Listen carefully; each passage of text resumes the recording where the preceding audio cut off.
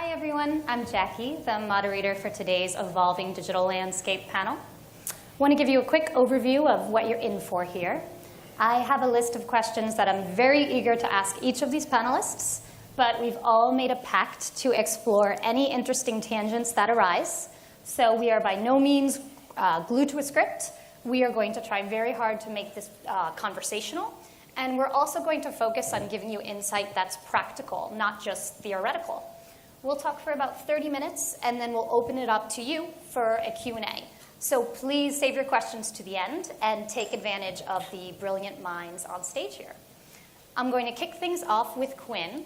Quinn, I hope you can tell us the inside scoop about the Newcastle's Almost Super Bowl campaign. I don't know if any of you have seen it. If not, you have to check it out. It's absolutely brilliant. Sure, I would be glad to. So I think there's two pieces of information that are important leading into that. One was when I joined Newcastle and Heineken back in August from Pepsi, we had a problem of having, it's a good problem to have, really great creative that won lots of awards, but nobody saw it. We had a national TV buy, and if you happen to see it once, you saw it, but basically nobody saw it. And that doesn't make sense. It's a bad spend. We also saw that when we were focusing on Facebook and Twitter and our social channels, we would see a brand health increase. We weren't spending any money, but we were getting a lot of followers, and we saw a brand health increase.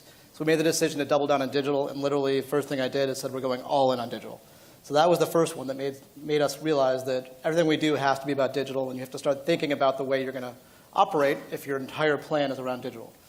So we then figured, what's the best way for us to break through on digital? We still don't have a huge budget, so we can't buy that success. So we were trying to figure out a way that we could sort of ride on the wave of pop culture and sort of ambush that event. Our campaign, the No Bollocks campaign, is really all about just giving it to you straight. It's about sort of poking fun at the over-the-top marketing hyperbole that can come with the beer category in particular. And there's no more over-the-top ridiculous marketing than the Super Bowl. Now, I was a part of that at Pepsi. I worked on real Super Bowl campaigns, and it was just ridiculous, the things you had to do with all the pressure and all the money. So it actually made it very easy for our decision to be, we're going to go ahead and just sort of have some fun with the Super Bowl and see if we can break through by kind of riding it from an anti-marketing perspective. So that was the decision behind it, and once we made that decision, it was about orchestrating the campaign to make sure that we broke through at the right times. Like, we couldn't go head-to-head with Super Bowl advertisers. We didn't have their money. But all of us had worked on Super Bowl campaigns before, so we would try to do something, we'd spike right before everybody else was going to. One thing you know about traditional advertising and big spenders is they don't change what they do year after year after year. So we would literally go 6 hours before we knew all the press releases were coming. And that was sort of our plan to orchestrate it. Yeah. And had all the different channels working together. Now, that campaign seems like a success to me in terms of buzz, but did it actually translate to an increase in sales? The magic question. Yeah. So we had over 1 billion impressions, which was amazing. That's what that was in my past life, if you got 1 billion impressions in a campaign, that was a good campaign. But you also had $50 million to do it. So we were excited about that.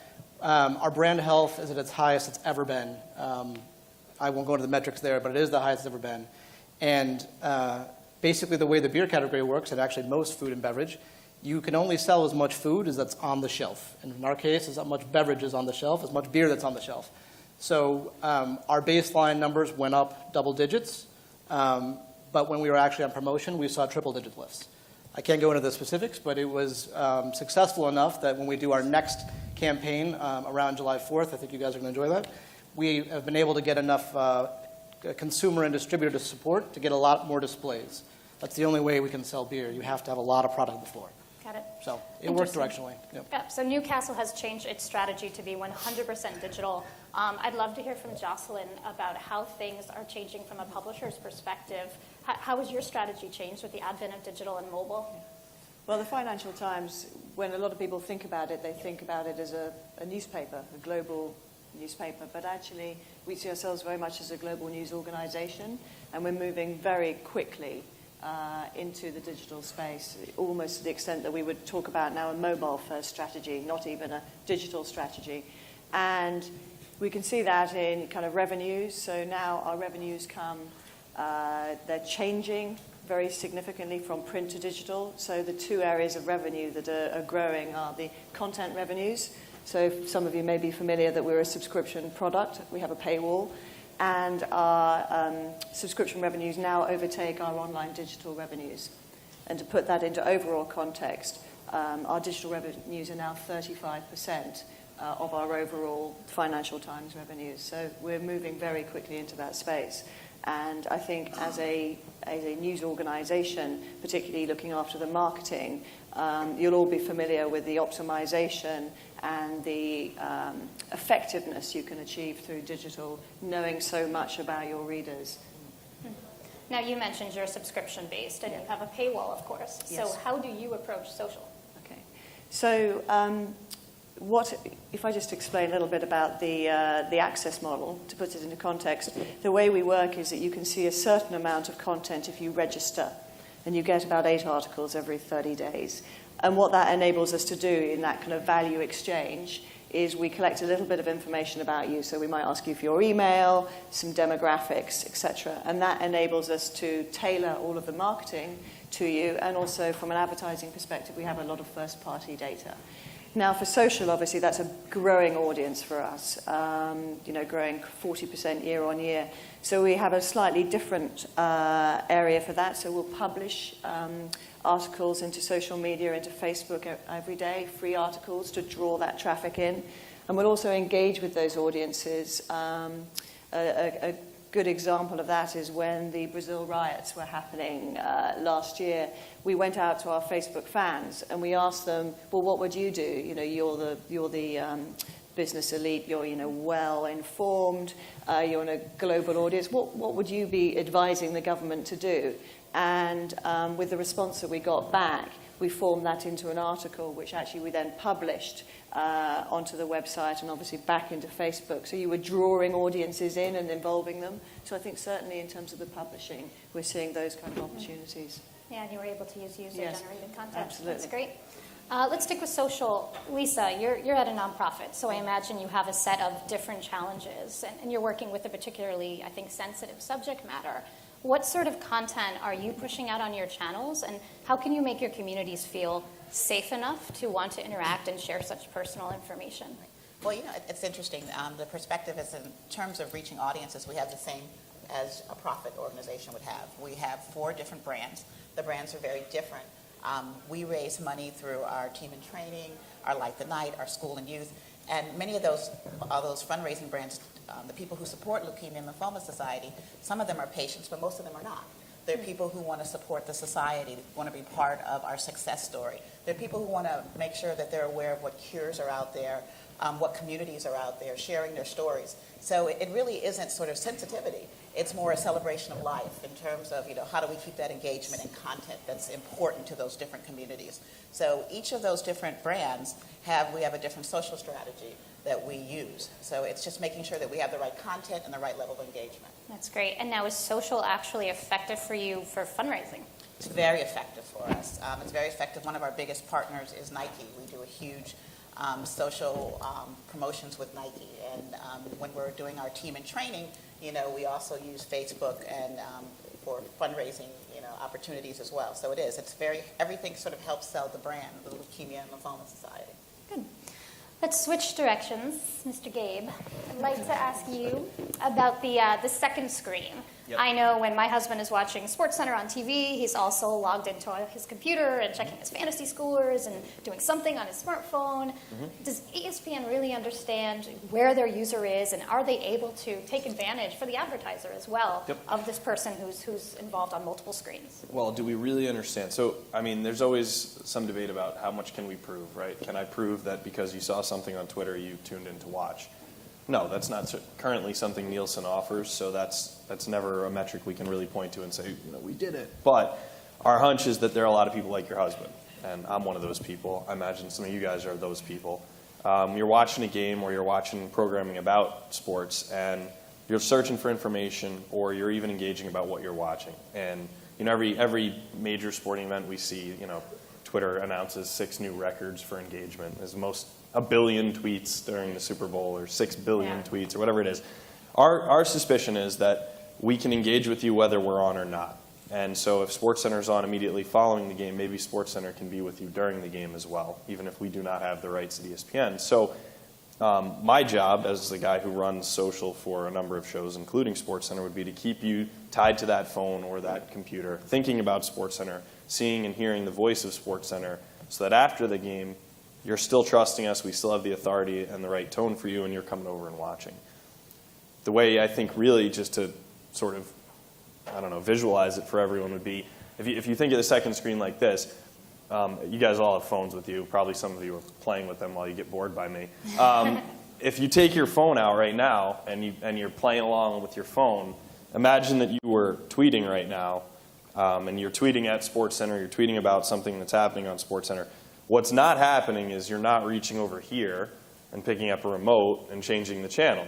So, this activity physically and literally might be keeping you a little bit longer. And as I think you probably know, ratings are a factor of time spent viewing and tune-in. So if we can keep you there a little bit longer by engaging with you on that second screen, it helps our core business, which of course is television. That makes sense. And now, do you have any monetized social offerings? I don't know if you do.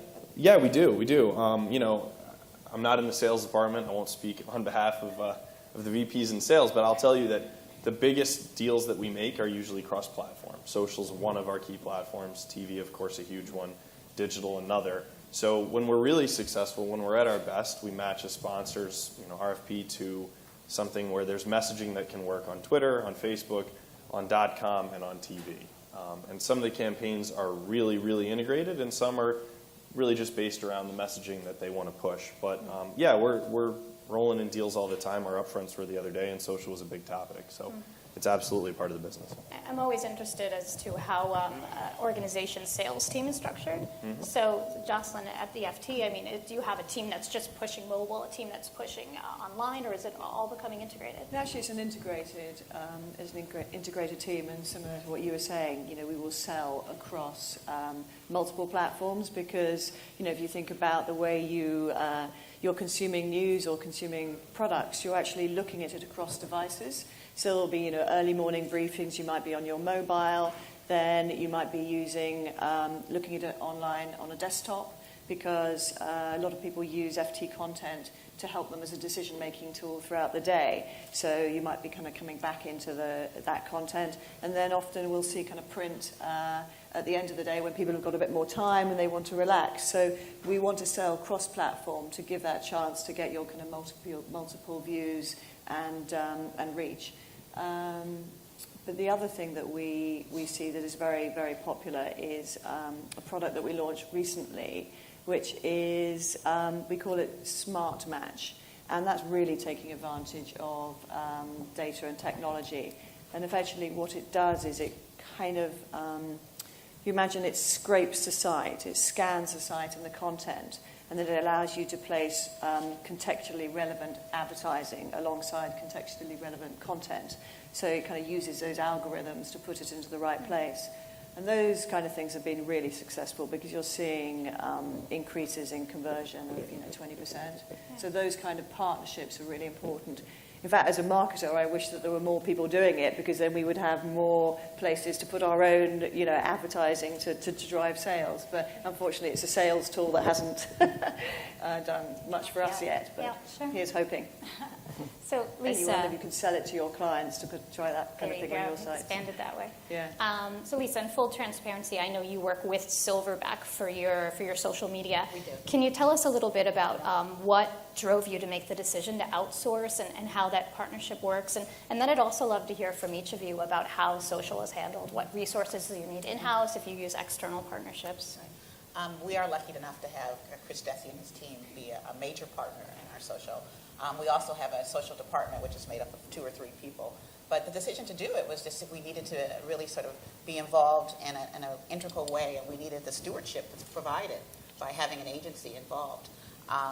It was great that Chris was here in the Westchester area, but we're in 62 chapters across the United States, and all of our chapters also have social media as well. So we needed that sort of strategic guidance that would help us sort of keep those conversations going with whether it's patients or providers across all of the work that we do. So we found it very helpful. And the decision was just, the resources that were here were important. for us to access. Now I'm getting super tactical, but is it you guys who are doing the posts? Is it Silverback who does this? So what's the relationship between, you said you have in-house resources and external You know, organizations? it varies depending on what's happening, but Silverback works very closely with Natalie. I'll give Natalie a shout out. She's going to speak later today with Chris and do a case study in some of the work that we've done with Silverback.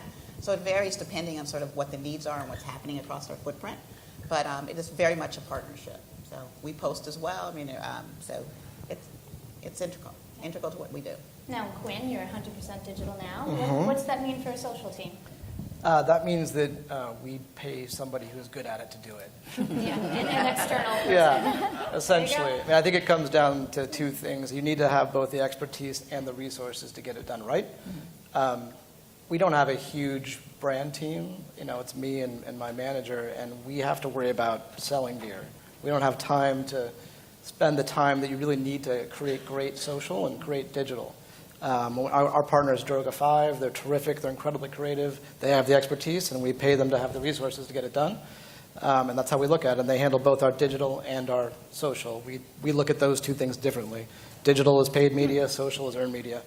And those lines keep blurring. So we need someone who can work on that. And how about with the Facebook's changing algorithm? How has that changed things for you guys? A lot, particularly for a brand that, I think it may be different for nonprofit. I don't know, because maybe it will. But we've been choked off on what we get organically. But we understand that. Facebook's been very upfront about it, and we understand the algorithm. So what do you do to go around that?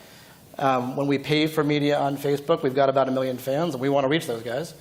You have to make sure you put the right creative in front of them. And when you want Facebook to be a social tool, then you need to be in the news. That's basically what led us to do what we did at the Super Bowl, because they prioritize news. So we went out a PR and digital approach to create earned media. Yeah. And then Facebook will absolutely reward you for that. We were the top trending item on Facebook for 2 days globally because we got in the news. Yeah, you played by the new rules. Played by the new rules, Yeah. and it worked. And then when you want people when you're going to pay for an ad on Facebook, it better be about your product. Don't try to fool them. Right. So we're just very blunt about, here's our beer, please drink it. Versus when we want to entertain you and have you pass it around, then we go off the script a little bit, and Newcastle's in the back. Yeah, makes sense. And Gabe, what's your social team like? Are you doing it all in-house? Yes, we do. Well, so I work in production at ESPN, so you just consider that television as the easiest way to do it. So for production, it's guys who came up, men and women who came up producing content, and so now they're producing content for a few more screens. So that all that we do is in-house.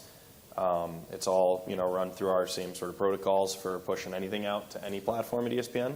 We also have folks in marketing who are running some large platforms for us, and some others throughout the company who are touching it, of course, sales.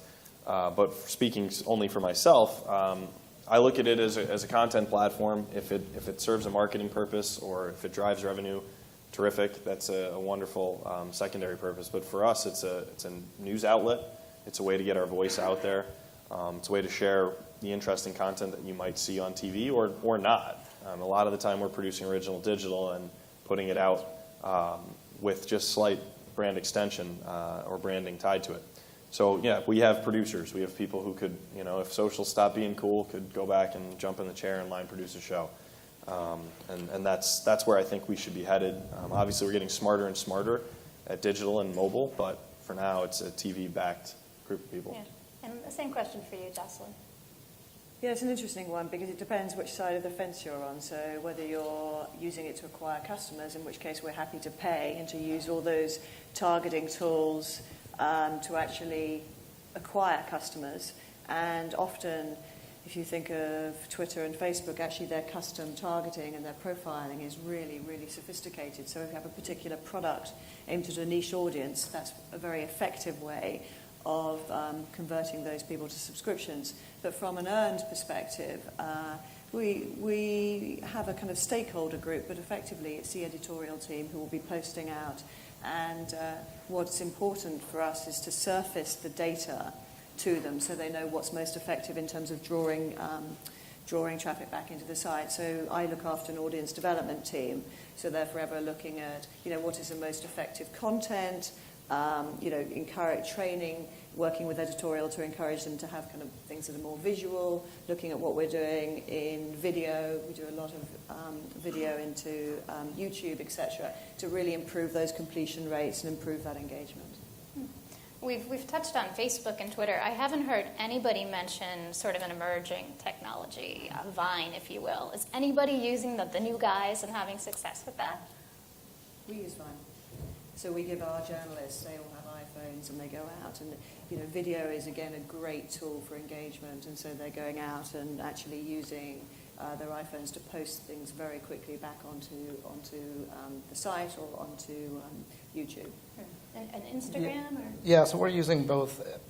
Actually, when you look at the emerging companies, I guess, so a Vine and an Instagram, who are both part of Twitter and Facebook, so Yeah, really they're only so emerging. They've emerged. Right, but we, from a Heineken USA portfolio perspective, we take brands that kind of try to focus on one at a time. So Strongbow is a big cider globally, the biggest cider in the world, but just starting in the US. So they've been doing a lot of Vine work on creating cocktails and been very successful at that.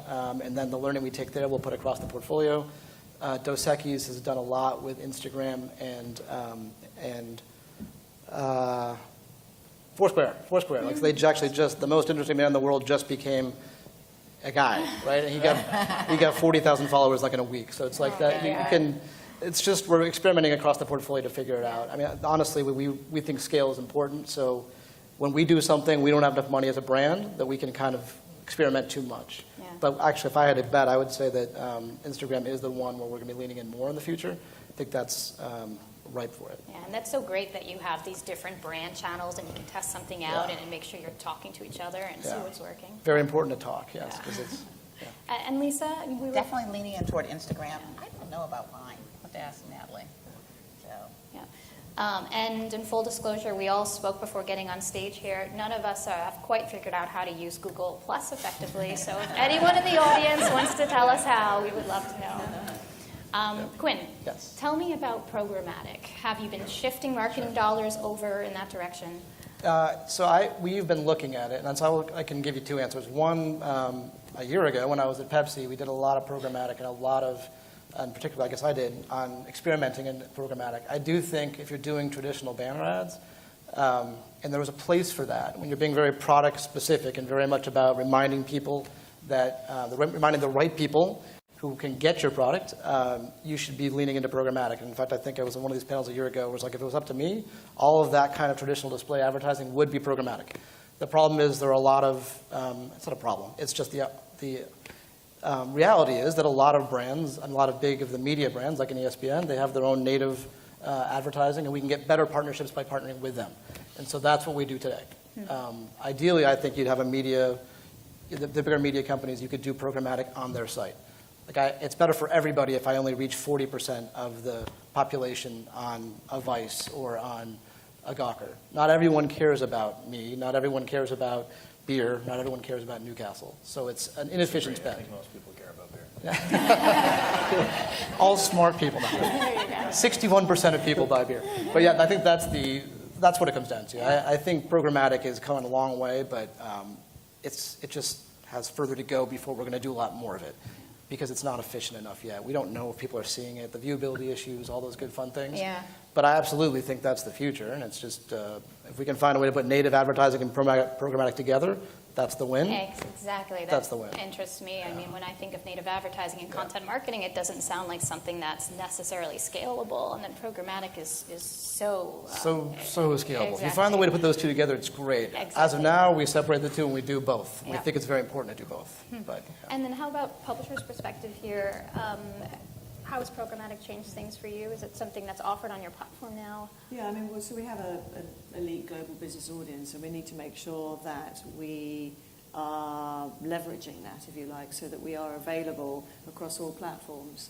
But I think, for us, the really important thing is that we're not kind of putting scraps into programmatic, that, we're trying to maintain that price point so that it's value. You're reaching a really sophisticated, discerning audience, and we don't want to kind of give people a chance to kind of buy around. So for us, it's being able to offer that for advertisers that want to go programmatic but not cannibalizing the revenues. Let's touch on mobile, Gabe. I think we'll start with you. All right, fire away. Tell us a little bit about how mobile has changed your strategies in general, and maybe for your advertisers. Yeah, so I mean, look, we have a whole team of people who work in digital media at my company who could give you much smarter answers than me. But from my perspective, if you're looking at mobile as more of just a place where people find our content and not trying to figure out the whole business behind mobile, it impacts us in a few specific ways. One, YouTube has been especially good for mobile. We're seeing, something like 40% of our YouTube views are coming from mobile. It's a huge percentage, and it's increasing quickly. We all know that.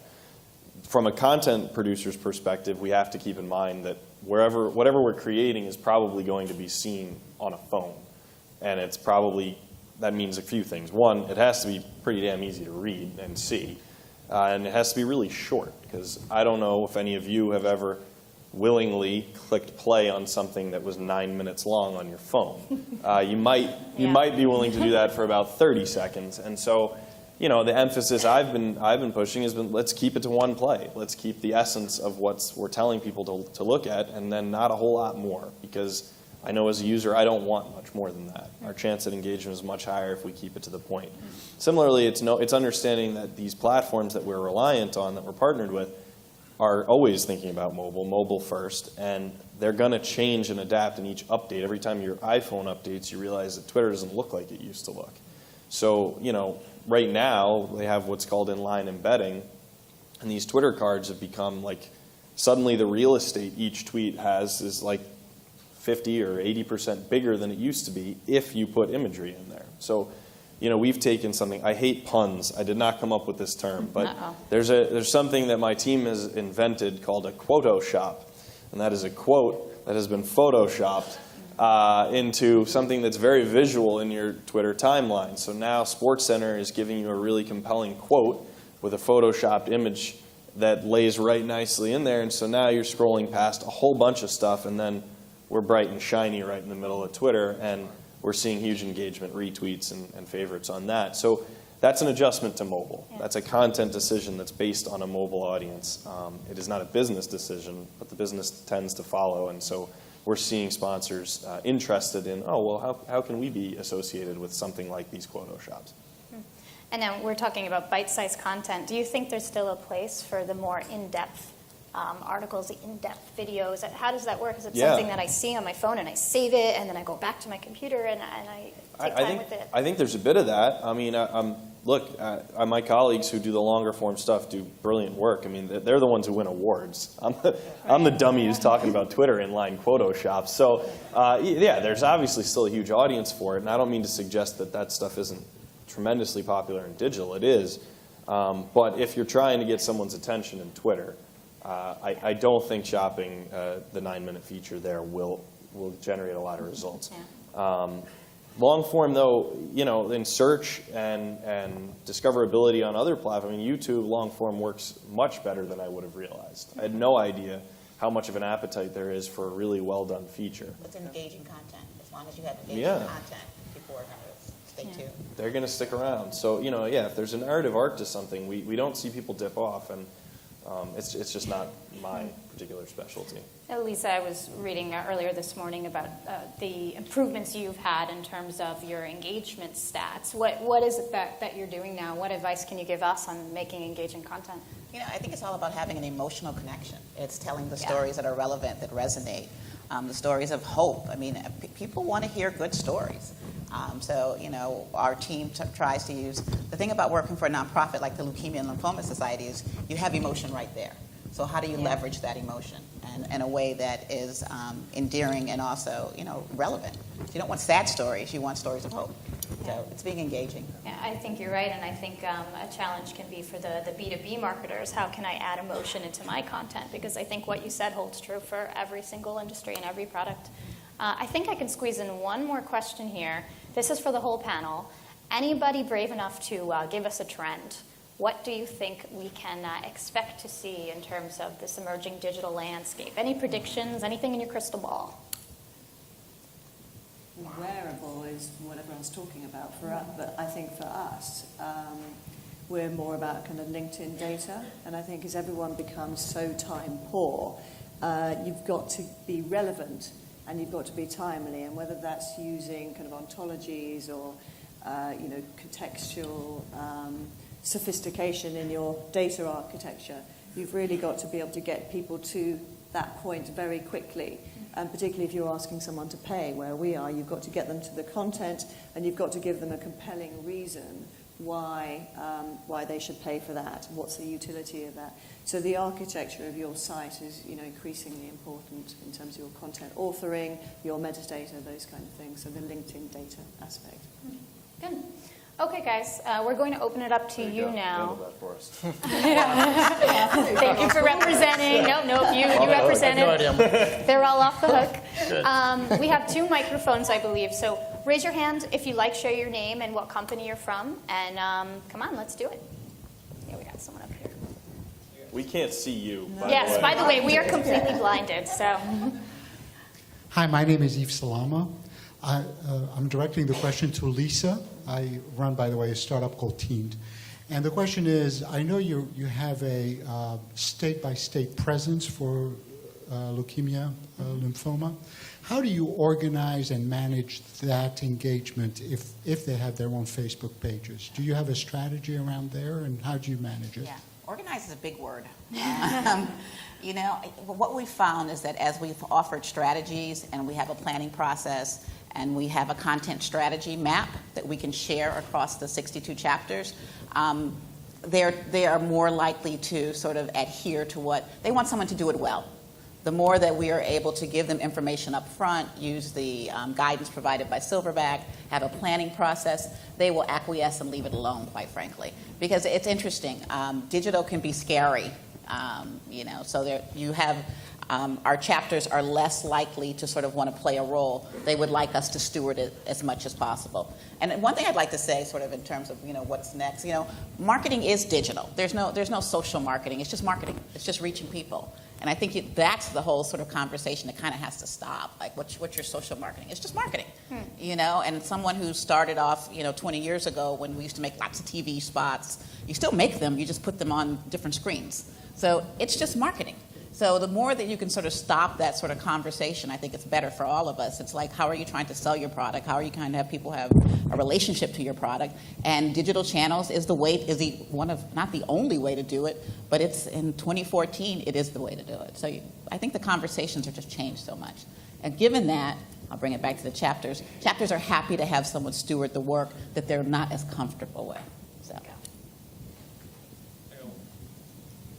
Hi, my name is Chris Marr. This is for Quinn, being a consumer-focused product beer.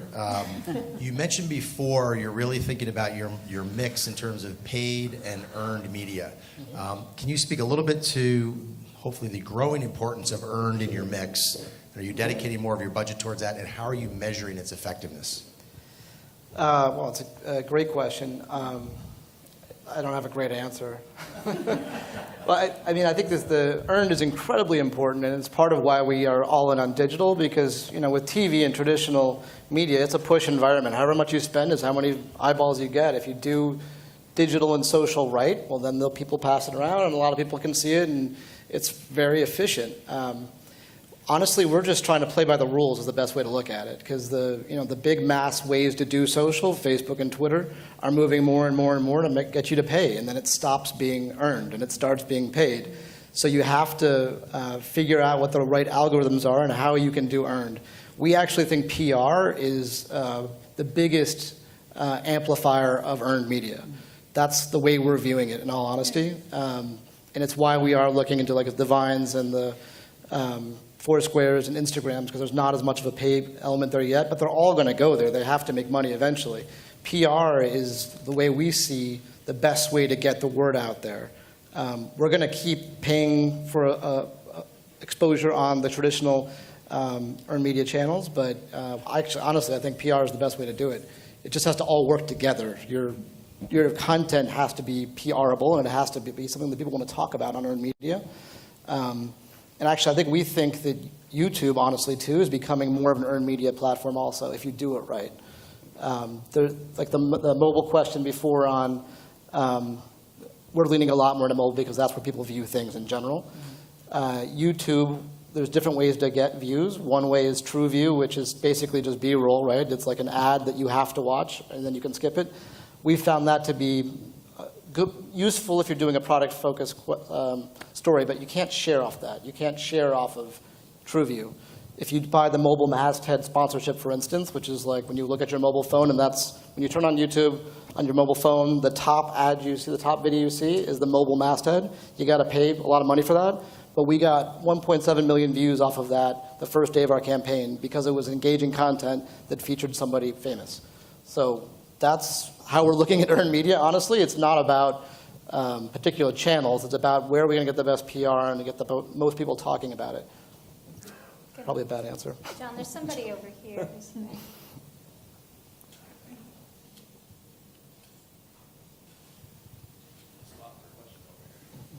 Going to make you work for it.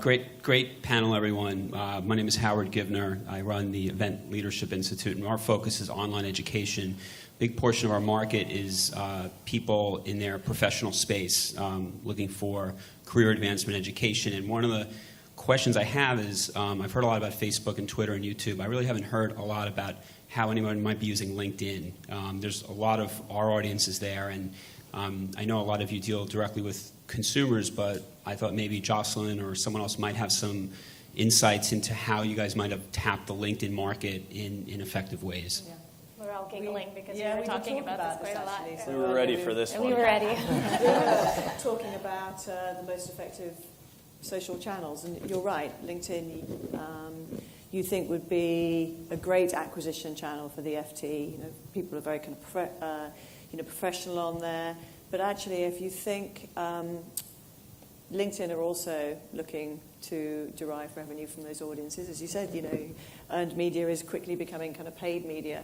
And we find that we're keener to kind of push our content onto LinkedIn, actually, and work with them so that more LinkedIn people have exposure to that content and are getting a familiarity with the FT and the content that we have.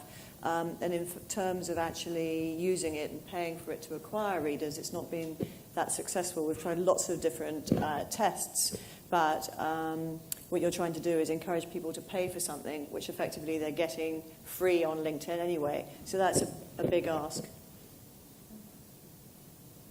Anybody So I'm else? afraid I haven't got any pearls for you on, Does anyone on else that want to add particularly. on LinkedIn? The only thing I would add on that is actually it did work a little bit even in the campaign we did the Super Bowl because they do the same thing. They prioritize news. So, and a lot of influencers are on LinkedIn, people who have followings, people who are active networkers. So I think anybody can use it that way. Like you have to realize that you need, whatever you're saying needs to be newsworthy. It needs to be something people want to share. We did actually end up getting a couple articles out of that got us a lot of views. So I think there's a way to do it. I just, as with any earned media, you have to be newsworthy. People have to care about you. So whatever you're talking about needs to be important. And we're all using LinkedIn for recruitment, we realize. Yep. Anything else? Hi, my name is Shannon Smith. I'm from Social Flow. We produce content for Facebook and Twitter. We actually work with the Financial Times and other news publications. My question, though, is for Quinn. You say with Facebook that you have to kind of have newsworthy content. And you keep hearing how brands have to become publishers, have to become news agencies. It's a lot easier said than done, obviously. Yeah. It's hard to produce that content. Are brands now looking at Facebook as strictly a paid platform now? Do you still think you can, reach your fans and your followers, or are you looking at it as really just kind of an ad platform now? Yes.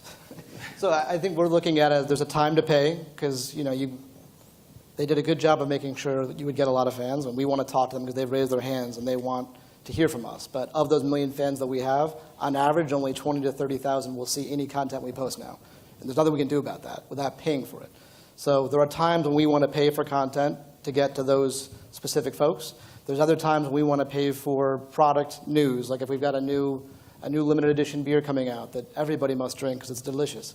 That's something that we will be much more targeted. We want 40% of our volumes in California, so we will make sure that Californians who drink beer will see it, and then they've done a good job by partnering with Data Logics. We can see if people actually buy it.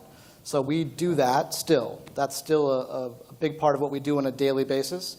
It's when we do these bigger tentpole events that are newsworthy, where we want to reach a broader audience. It doesn't actually make sense to pay for much with Facebook, because that's not something that people share.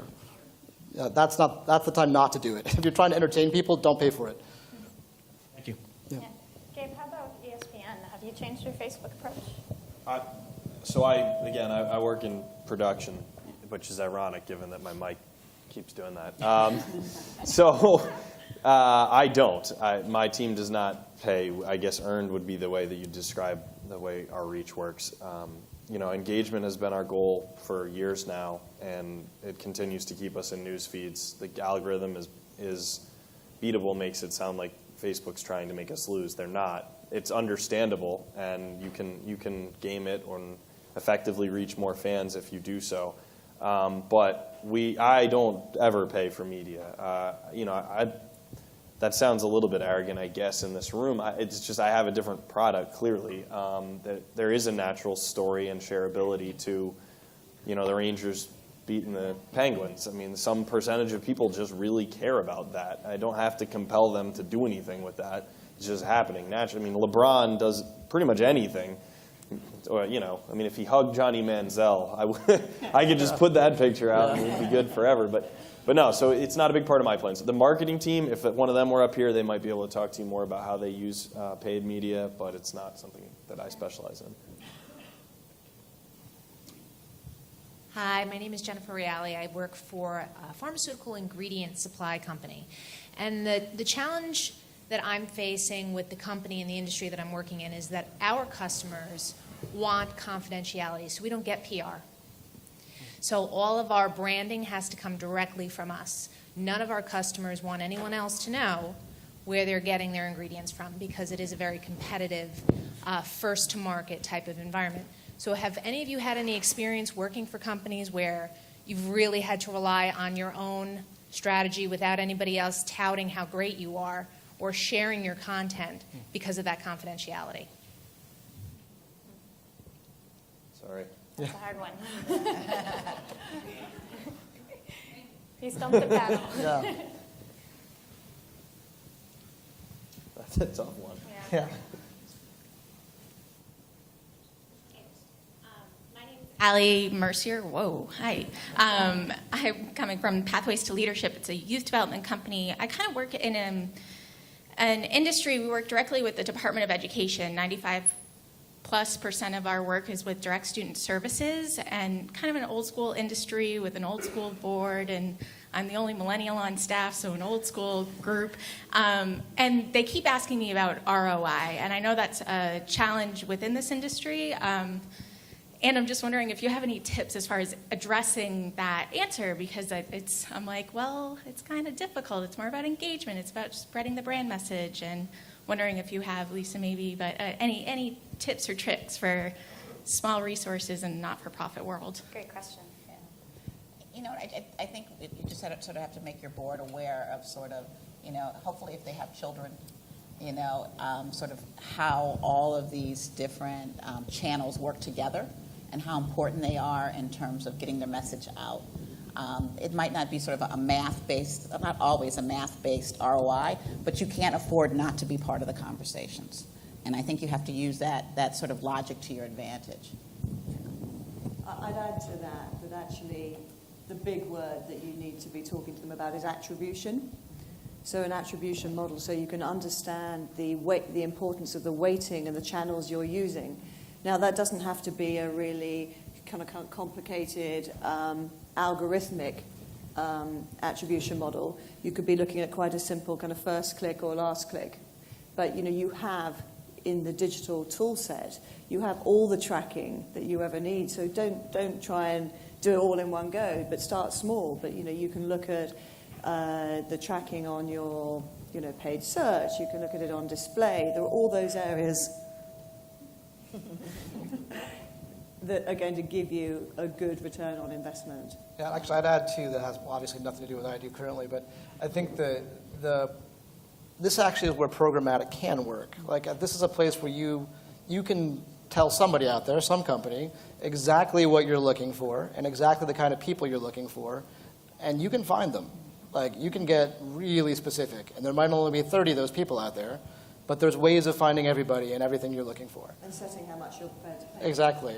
You can be like, I've got $12, I want to find these 30 people. You can do that.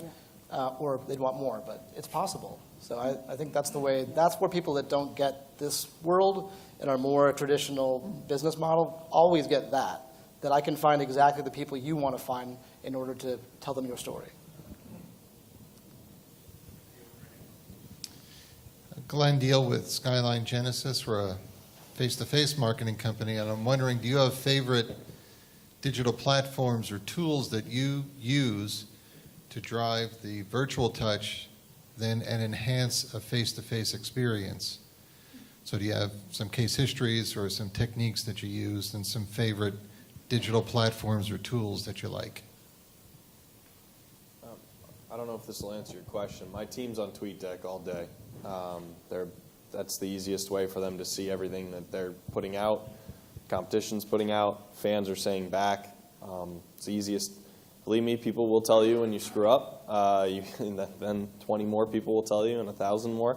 So it's a quick way to fix any mistakes. It's also a quick way to see what worked and what didn't in a very easy visual platform. So TweetDeck is a way for Twitter. I know that there's probably people even in the room who've worked with or are part of companies that are all these publishing tools, and it's back end, and it's a lot of metrics, and it's a lot of timed publishing and all of these things. They're great, but they take a little bit of human touch out of it. And if you're in the news business at all, if anything that you're doing is real time, it can be very scary to have something in a queue that will be pushed out. We've seen examples of when that goes wrong.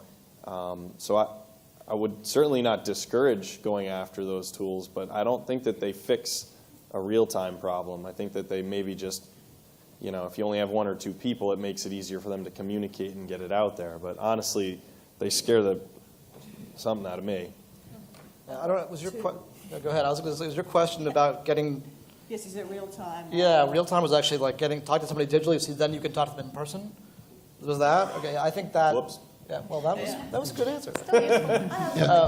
For instance, we have used real time, but I wouldn't say that it's best optimized use is that. So we have a tool called Session Cam, and sounds a bit nerdy, but effectively what it enables us to do is look at real-time activations on landing pages.